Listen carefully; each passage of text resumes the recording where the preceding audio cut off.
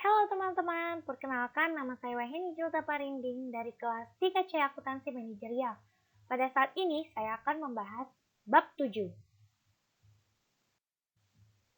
yaitu penerimaan penugasan dan pemahaman terhadap bukti audit. Pada bab 7 ini ada 5 topik pembahasan. Yang pertama, penerimaan penugasan dan pengevaluasian integritas manajemen. Yang kedua, mengidentifikasi kondisi khusus dan resiko yang tidak biasa, perencanaan audit. Yang ketiga, menghimpun, memahami bisnis klien dan industri klien, dan melakukan prosedur analitis. Yang keempat, materialitas, resiko, dan strategi audit pendahuluan. Yang kelima, tujuan audit dan bukti audit. Yang pertama, penerimaan penugasan dan mengevaluasi integritas manajemen. Penerimaan penugasan audit. Penerimaan penugasan audit adalah pengambilan keputusan untuk menerima atau menolak suatu kesempatan menjadi auditor calon klien. Setiap kantor akuntan publik selalu bersaing dengan kantor akuntan publik lainnya. Mereka harus menghimpun sebanyak-banyak mungkin klien untuk mempertahankan ekstensinya. Persaingan itu harus dihadapi tanpa melanggar kode etik profesi. Oleh karena itu, auditor harus mempertimbangkan setiap permintaan auditing, penugasan audit dari klien. Auditor harus memperhatikan dengan cermat setiap penugasan audit, terutama audit atas klien baru. Ada beberapa penyebab ketidakpuasan klien terhadap kantor akuntan publik. Yang pertama, klien merasa fee kantor lama terlalu tinggi. Kedua, klien membutuhkan jasa profesional yang lebih luas dan tidak sekedar audit laporan keuangan saja. Yang ketiga, klien mencari kantor yang kredibilitasnya lebih tinggi. Yang keempat, tuntutan suatu lembaga berwenang yang harus dipertimbangkan sebelum menerima penugasan. Yang pertama, tanggung jawabnya terhadap publik, yaitu independensi, integritas, dan objektivitas. Kedua, tanggung jawabnya terhadap klien, yaitu melakukan audit dengan kompetensi dan profesionalisme yang tinggi. Yang ketiga, tanggung jawabnya terhadap rekan lain seprofesi, yaitu mengembangkan kehidupan profesi dan kemampuan melayani publik. Ada 4 langkah yang harus dilakukan dalam mempertimbangkan setiap permintaan audit, yaitu mengevaluasi integritas manajemen, mengidentifikasi kondisi khusus dan resiko yang tidak biasa, menilai kemampuan auditor untuk memenuhi standar umum auditing, menyiapkan surat penugasan audit. Informasi mengenai integritas manajemen dapat diperoleh dari berbagai sumber. Berkaitan dengan jenis klien, maka sumber informasi dibedakan untuk setiap jenis klien sebagai berikut. Yang pertama, klien baru yang pernah diaudit. Yang kedua, klien baru yang belum pernah diaudit. Yang ketiga, klien lama. Ada beberapa langkah penerimaan tugas. Yang pertama, kita harus mengevaluasi integritas manajemen. Kemudian, mengidentifikasi keadaan-keadaan khusus dan risiko tidak biasa. Kemudian, menetapkan kompetensi untuk melakukan audit. Kemudian, mengevaluasi independensi. Kemudian, melakukan kemampuan untuk bekerja dengan cermat dan sesama mengevaluasi. Lalu, menyiapkan surat penugasan. Yang kedua, mengidentifikasi kondisi khusus dan risiko yang tidak biasa, perencanaan audit. Ada 3 langkah yang dilakukan untuk mengidentifikasi kondisi khusus dan risiko yang tidak biasa, yaitu mengidentifikasi pemakaian laporan keuangan auditan. Yang kedua, melakukan prospek stabilitas hukum dan keuangan klien. Yang ketiga, mengevaluasi auditabilitas suatu usaha. Auditor perlu menilai kemampuan untuk memenuhi standar umum auditing. Penilaian kemampuan memenuhi syarat umum yang terdiri dari 3 tahap, yaitu yang pertama, penentuan kompetensi untuk melaksanakan audit.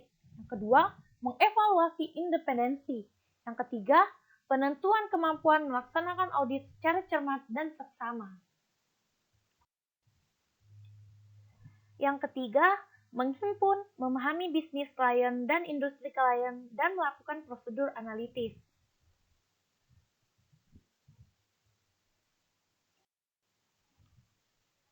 Hal-hal yang berkaitan dengan bisnis dan industri klien dilakukan atau dipahami auditor sebagai berikut. A. Jenis bisnis dan produk klien. B. Lokasi dan karakteristik operasi klien seperti metode dan pemasaran. C. Jenis dan karakteristik industri. D.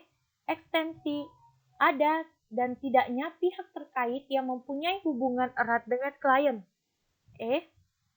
Regulasi pemerintah yang mempengaruhi bisnis dan industri klien. F. Karakteristik laporan yang harus diberikan kepada badan regulasi. Prosedur analitis. Prosedur analitis adalah pengevaluasian informasi keuangan yang dibuat dan mempelajari hubungan yang masuk akal antar data keuangan dan data non-keuangan. Prosedur analitis dapat dilakukan dengan metode perbandingan sederhana sampai statistik dan matematis yang rumit dan kompleks. Prosedur analitis dilakukan dalam 3 tahap audit, yaitu tahap perencanaan, tahap pengujian, dan tahap pekerjaan lapangan, dan tahap penyimpulan audit. Yang keempat, materialisasi, resiko, dan strategi audit pendahuluan. Materialitas. Ada beberapa definisi tentang materialitas. IAI dan SPAP-nya mendefinisikan materialitas sebagai besarnya nilai yang dihilangkan atau salah saji informasi akuntansi. Dilihat dari keadaan yang melingkupinya, yang mungkin dapat mengakibatkan perubahan atas pengaruh terhadap pertimbangan orang yang meletakkan kepercayaan atas informasi tersebut karena adanya penghilangan atau salah saji tersebut. Resiko audit. Resiko artinya adalah kemungkinan adanya konsekuensi jelek atau tidak menguntungkan, rugi, dan lain sebagainya. Komponen resiko audit umumnya terdiri atas 3, yaitu resiko bawaan, resiko pengendalian, dan resiko deteksi. Pertimbangan pendahuluan tentang materialitas. Karena sifatnya yang relatif, maka tingkat materialitas dapat berubah. Selama melaksanakan audit, tingkat materialitas dapat berubah-ubah karena yang pertama, kondisi kelilingnya yang mempengaruhi perusahaan berubah. Kedua, tambahan informasi tentang klien mungkin diperoleh selama melaksanakan audit.